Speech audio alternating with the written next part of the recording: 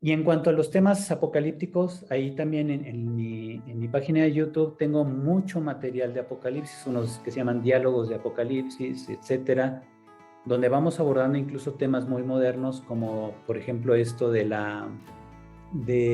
las armas autónomas.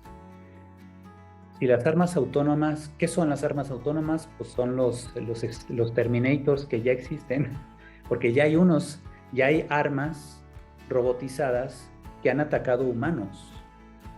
En el año pasado en Libia hubo un ataque de drones autónomos que sin ninguna intervención humana fueron y persiguieron a unos fulanos, los metieron así en mira y los atacaron. Afortunadamente no mataron a nadie, lograron esquivar los ataques los humanos, pero en ese ataque nunca intervino un humano contra otro humano. Fueron las máquinas, los robots, unos drones de fabricación turca que atacaron a humanos sin dirección de un humano. O sea, no había nadie a control remoto dirigiendo los drones. Los drones se hicieron todos solos.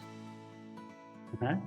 Y tanto causó controversia que la ONU, en mayo pasado, sacó el documento donde muestran su indignación de que ya una fuerza bélica, que es el gobierno oficial de Libia, compró drones a Turquía, drones autónomos, que atacan a humanos, dejando en los robots la libre elección de sus blancos, sus objetivos para atacar.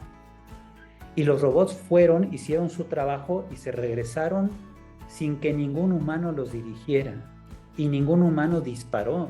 Los robots lo hicieron solos. Eso, que parece ciencia ficción, ya ocurre y mucha gente se ha preguntado si eso no es un signo del fin de los tiempos, ¿verdad? Muchos hablan del robocalipsis. ¿Qué es eso? Un apocalipsis por medio de robots, que antes era películas. Cuando en 1986 salió el Terminator, mucha gente dijo, esas son fantasías.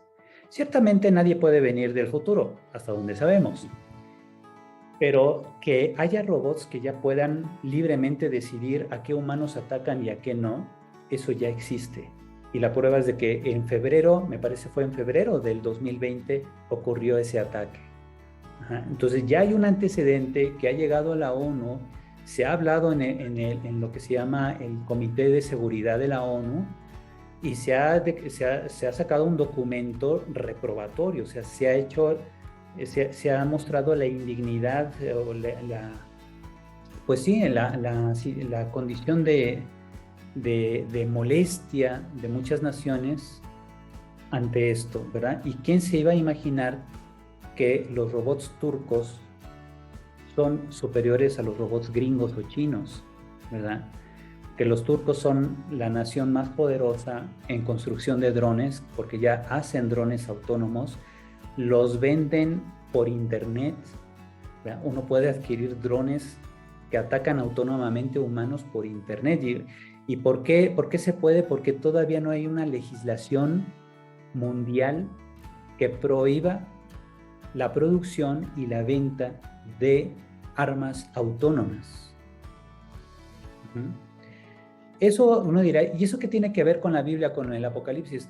No tiene que ver nada, pero sí hay mucha gente que se angustia por esto y dice, ¿no será esto un signo del fin de los tiempos? Pues teológicamente decimos que no, pero sí es algo que nos hace pensar, chin, ¿hasta dónde está llegando la humanidad? ¿Verdad? Cómo no estamos poniendo límites, no estamos poniendo barreras y mucha gente se está yendo más allá buscando solo su beneficio personal y esto puede generar crisis más grandes. ¿Por qué? Porque los robots ya no le piden permiso a los humanos para actuar. A los robots simplemente les meten en la memoria una imagen que dice, o sea, en la imagen se ve, estos son los enemigos, ¿verdad? Fotografías de los enemigos y ya el robot dice, yo me encargo de buscar. Y va el robot y viaja y vuela y solito va procesando la información de los cerros, los carros que se mueven y todo, y va seleccionando sus objetivos y cuando hace la comparación entre la fotografía que le grabaron y lo que está viendo, el robot ataca. Ajá. Incluso fíjense, los drones que hicieron ese ataque tenían un líder. Hay un dron guía y los otros, como 20 o 30, van cumpliendo sus órdenes. El robot guía ordena a los demás cómo atacar, cómo se distribuyen y van atacando, le llaman en enjambre. Son drones que atacan en enjambre. Y eso no venía en las películas. En las películas te ponen un robot con forma humana que está disparando a la gente. Acá están utilizando en la vida real algo mucho más efectivo, que son drones que esquivan precisamente radares, esquivan metralletas, esquivan tanques de guerra y todo eso, y se organizan entre ellos para hacer un ataque en enjambre, logrando la mayor destrucción posible. Y ya sea que el dron se estrelle como kamikaze o que ataque y regrese, y uno se queda pensando, ni en las películas se había visto eso. Bien, entonces, obviamente, eso no tiene nada que ver con la venida de Cristo. Pero hay gente, y yo he visto programas de televisión, incluso católicos, donde han ido ciertos personajes a decir que estos son signos del fin de los tiempos y que ya viene Cristo y que ya va a ser la parusía porque Cristo nos va a liberar de los robots que nos están destruyendo. Y uno se queda, no, o sea, no va por ahí, ¿verdad? La interpretación teológica de lo apocalíptico no parte de lo que es una novedad tecnológica, ¿verdad? Cuando empezaron las primeras bombas nucleares, mucha gente empezó a angustiarse también y que ya va a regresar Cristo, que por qué va, solo así va a evitar la hecatombe nuclear. Y pues no, tampoco, ¿verdad? Entonces, por eso es muy importante al momento de hacer una interpretación bíblica, hacer una correcta hermenéutica para ver cómo el texto bíblico nos ilumina en el presente, cómo el texto bíblico nos dice algo al presente. Ajá. ¿Ok? Bien, tengo aquí 4 mensajes de chat. Dice uno, casi no se escucha el volumen, ya me cambié. Bueno, alguien más puso aquí el tema de las vacunas. Bueno, eso se puede ver después. La cuenta de Facebook, les decía, mi cuenta es Ricardo Aguilar, simplemente aparezco así. Ricardo Aguilar sí, aparezco en Facebook como Ricardo Aguilar y tengo un perfil público, ¿verdad? Porque antes tenía un perfil así como que limitado a mis contactos, pero ahorita ya tengo un perfil público porque voy subiendo constantemente videos ahí. Muy bien, ¿qué más? Ya esos, por ejemplo, las dudas sobre las tareas. De la tarea que ustedes están por entregar, ya al menos 3 ya entregaron, faltan los demás, tienen todo el día de hoy para entregar. ¿Hay alguna duda sobre la tarea de hoy? ¿De cómo hacer su tarea de hoy? ¿No? Sí, padre. Adelante. Yo estaba analizando e iba sacando como resumen, pero dice usted que es un tema, de elegir un tema, entonces voy a retomarlo de nuevo. Es lo que entendí. Sí, o sea, en el tema del día, o más bien el tema para la tarea, usted lo escoge. Porque en la presentación yo voy abordando varios temas. Por ejemplo, la relación apocalíptica, profetismo, apocalíptica, esoterismo, apocalíptica, mesianismo, apocalíptica, teodicea, ¿verdad? Relación entre apocalípticos blandos, apocalípticos duros. Todos esos son diversos temas que conforman la misma presentación. Entonces, tu tarea es hacer simplemente un ensayo sobre uno de estos temas o sobre la relación de 2 temas, digamos, para que no sea largo. Me parece que Hilda o alguien así me había preguntado sobre si estaba bien o se regresaba algo así de su tarea. Le digo, pues sí, o sea, el chiste es que cada quien elija un tema o 2. Yo sugiero uno para que no se haga largo y se pueda abordar bien, pero si alguien elige dos temas en relación, pues lo puede hacer de manera complementaria. Ya de hecho 2 de sus compañeros así hicieron su tarea. De manera complementaria unieron apocalípticos blandos y apocalípticos duros. Otro nada más se refirió a los apocalípticos blandos y bueno, su relación con el cristianismo, por ejemplo. Yo les pregunto, a ver, ustedes, ¿el cristianismo será apocalíptico blando o duro? Es blando. Es blando. ¿Por qué? Porque el principio fundamental es la conversión. Los apocalípticos duros niegan el libre albedrío y por tanto no es posible que el hombre se convierta. El apocalíptico blando sí, esa es la piedra fundamental, ¿verdad? ¿Es libre o no el ser humano para elegir bien o mal? Pues claro, todos los días lo experimentamos, por tanto, ¿verdad? También en el cristianismo se habla de eso, o sea, si no, no existiría el sacramento de la confesión, con el bautismo bastaría. ¿Quién? ¿Irma González? No sé si... No, Irma Oropesa. Sí, a lo mejor me salgo un poquito del tema, pero investigando sobre los duros, sobre los apocalípticos duros, revisé lo de Enoch.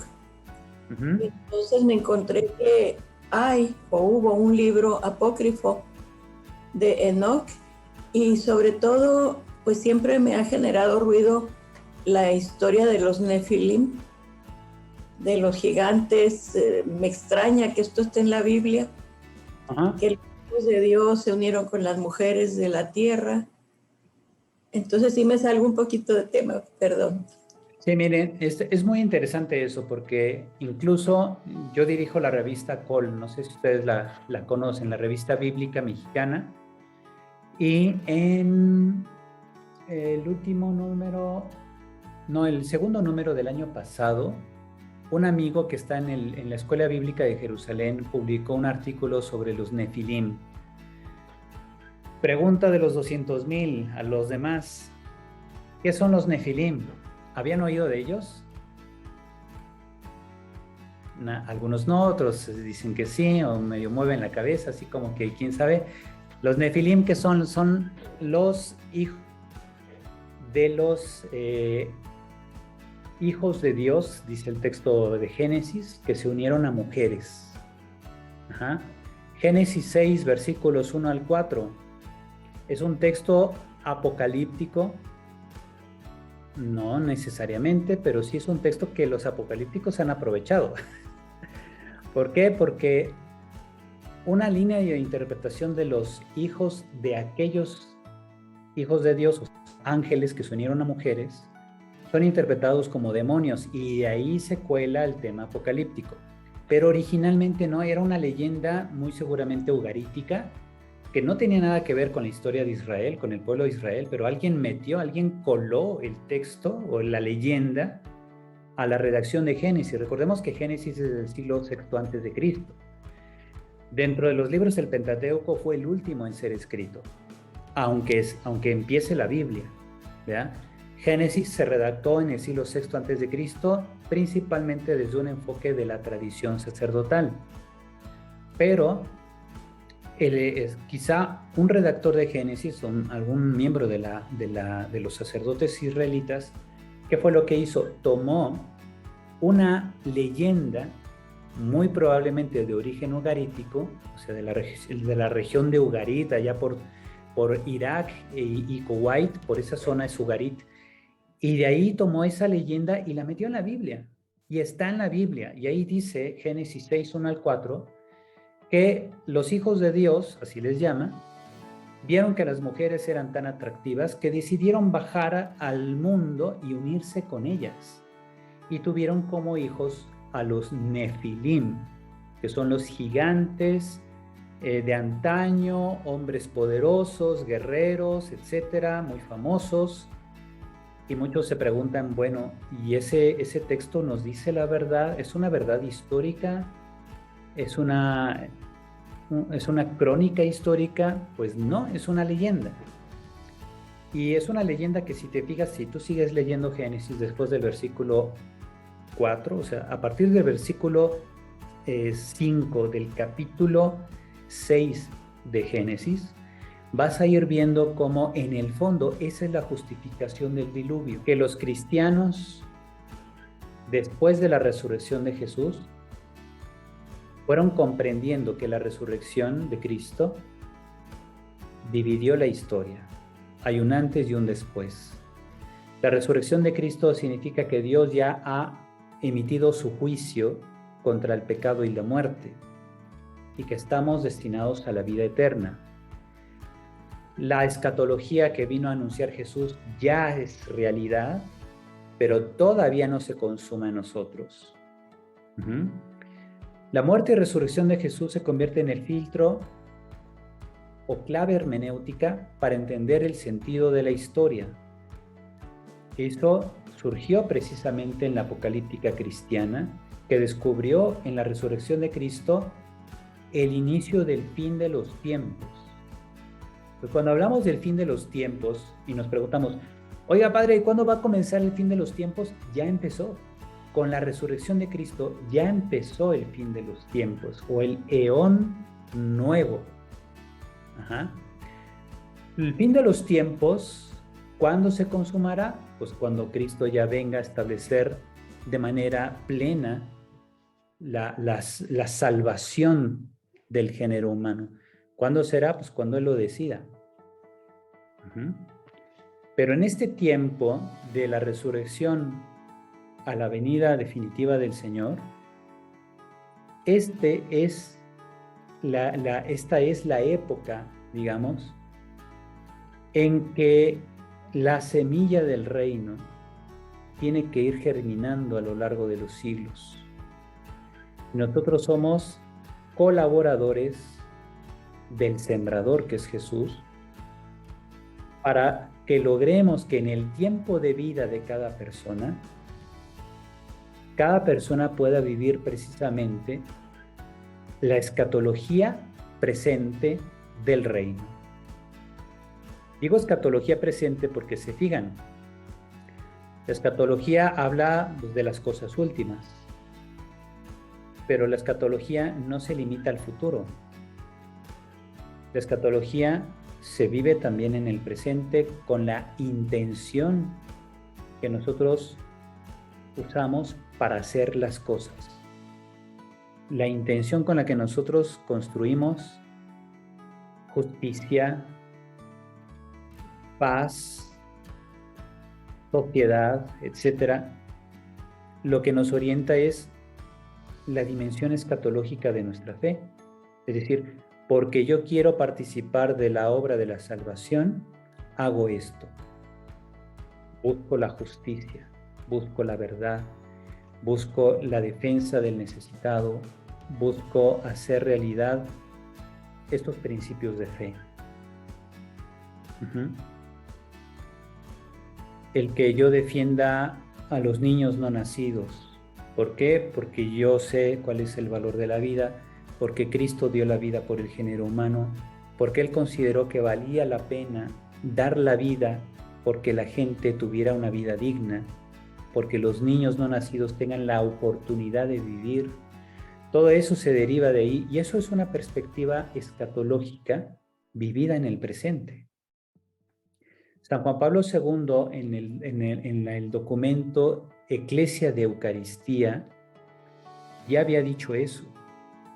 La espiritualidad cristiana debe tener un factor escatológico, una tendencia a la finalidad última, que es la salvación. Y esa tendencia se debe vivir al día, cada momento. Pero eso ya es tarea de cada quien.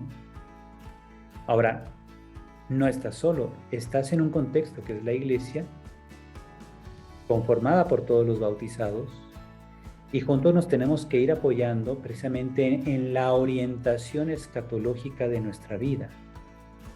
¿Eso lo tenían los apocalípticos al inicio? Sí, pero estaban muy divididos entre los blandos y los fuertes. Y dentro del cristianismo también siempre ha habido apocalípticos blandos y apocalípticos fuertes. Sobre todo encontramos mucho apocalíptico fuerte en ámbito protestante. los que hablan ahí de que el rapto, ya va a ser el rapto, que van a desaparecer los buenos de la tierra, y hasta hay una película de Nicolas Cage, ¿verdad? Donde desaparecen los buenos y nada más queda ahí su ropa tirada y la gente se asusta, ¡ay, están desapareciendo mis familiares! Y la gente se empieza a dar cuenta que los que han sido pecadores son los que siguen aquí en la vida real, ¿no? Y los buenos ya se los llevó Dios y empiezan a angustiarse qué va a pasar con nosotros y que ya viene el juicio final. Y bueno, como les decía ayer, pues todo tiene solución, ¿no? Si hasta el Cruz Azul es campeón, después de 23 años quiere decir que hay solución para todo en la vida. Bien, entonces fíjense, el punto es es bien importante tener los puntos fundamentales de nuestra fe deben estar bien cimentados en lo que el magisterio nos va diciendo. Estas son las directrices de interpretación bíblica. Estas son las directrices para la actualización del mensaje bíblico, de modo que pueda decirnos algo hoy en el presente. ¿Qué nos va a decir? Lo que responda a los desafíos que vivimos hoy. ¿No? O sea, Jesucristo bien dijo en el Evangelio de San Juan, el Espíritu Santo nos irá conduciendo hacia la verdad plena, y eso va a ser siempre. O sea, mientras haya humanidad y haya iglesia, el Espíritu Santo nos irá ayudando a comprender cada vez mejor el mensaje de salvación y la acción de Jesucristo. El alcance que tiene ya todo lo que Cristo hizo es un alcance infinito y multifactorial, ¿verdad? Y puede iluminar a gente de todas las culturas, de todos los tiempos. Esa es la capacidad que tiene el Evangelio. Y nosotros, si estamos al servicio del Evangelio, para ser más eficaces en nuestro trabajo pastoral, tenemos que ser también más dialogantes con el mundo. No significa que aplaudamos lo que está mal. Pues más bien tenemos que recordar que la iglesia es instrumento de salvación de todos los hombres. ¿Ok? Bien, Carmen Quintero pregunta, ¿el fin de los tiempos no es lo mismo que los últimos tiempos? Digamos que hablando del eón nuevo inaugurado por la resurrección de Cristo, vendrían siendo lo mismo, como concepto genérico. Ya la evidencia de que estemos en la etapa final de la historia, ya lo último y definitivo, o sea, eso no ha ocurrido. O sea, no ha llegado un momento en que ya el ángel tocó la trompeta y dice, a partir de ahora ya no va a existir el tiempo, como así dice en Apocalipsis, ¿verdad? O sea, no, eso no ha ocurrido. Y finalmente eso es designio de Dios. ¿Sabremos nosotros distinguir cuando ya está por venir Cristo? Pues yo creo que todavía no. ¿Verdad? Como iglesia no sabemos discernir. Pero el Espíritu Santo nos acompaña y Él nos dará la sabiduría para distinguir esos momentos finales.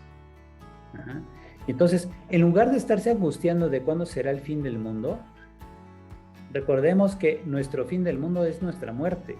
Cuando nosotros muramos, ahí se acabó el 20. Entonces, de aquí al día en que el Señor nos llame, hemos de procurar vigilancia y oración. Velad y orad para no caer en tentación, decía Jesús, y conducir la vida lo mejor posible para hacer presente el reino de Dios. Entonces, si se fijan, el verdadero apocalíptico cristiano es aquel que, si bien sabe que Cristo volverá, también sabe que Cristo vive en el aquí y ahora.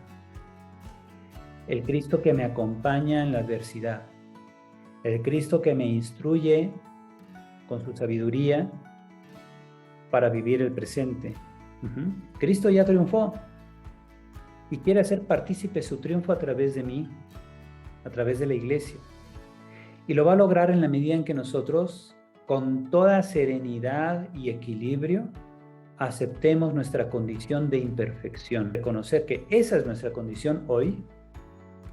Segundo, que como dice el Salmo, Dios sabe de qué estamos hechos y sabe que continuamente fallamos y aún así nos manifiesta misericordia, y por eso Él es digno de ser amado, porque nos ama, nos acepta en nuestras debilidades, en nuestras imperfecciones. Y cuando yo valoro eso y experimento ese amor de Dios, yo no sigo casado con mis imperfecciones, sino vivo comprometido con mi desarrollo. Busco ser cada vez más fiel al Señor, ir superando imperfecciones, pero me dejo conducir por el Espíritu de Dios. Pues fíjense, ¿es bueno ser apocalíptico? Sí, siempre y cuando seamos equilibrados. Porque el apocalíptico es aquel que recibe siempre el mensaje de Dios como una revelación que orienta. El verdadero apocalíptico es eso, el abierto a la apocalipsis, es decir, el abierto a la revelación de Dios en Jesucristo. Aquel que vive abierto a la novedad del reino.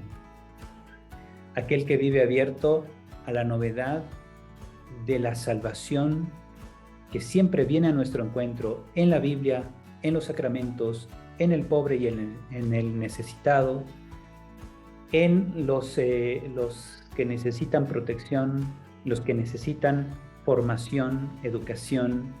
En todos ellos viene Dios a nuestro encuentro.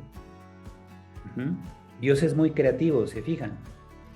Entonces, el verdadero apocalíptico cristiano debe ser precisamente aquel que se deja interpelar por la novedad de Dios. Muy bien. Dice aquí, Padre, Apocalipsis es su significado de velar encuentro en los escritos, que se toma como sustantivo, pero también se encuentra como verbo. ¿Me puede explicar estas dos formas? Pues sí, o sea, la revelación como sustantivo es una revelación, punto. Y el revelar es el acto de quitar lo que ocultaba aquello que debe estar manifiesto. Entonces, es Dios quien revela su designio. Ese acto de revelar su designio es la revelación. Entonces, verbo y sustantivo, ¿ya? Y no es canción de Arjona. es la realidad complementada, ¿verdad? Y nosotros, como miembros de la Iglesia, somos colaboradores de este continuo revelarse de Dios, de este continuo revelarse de su mensaje. Si ustedes toman este curso, no es solo para aumentar su capacidad intelectual sobre la Biblia, es porque ustedes quieren dar un mejor servicio en su comunidad, ya sea familia, trabajo, casa, actividad pastoral, lo que sea.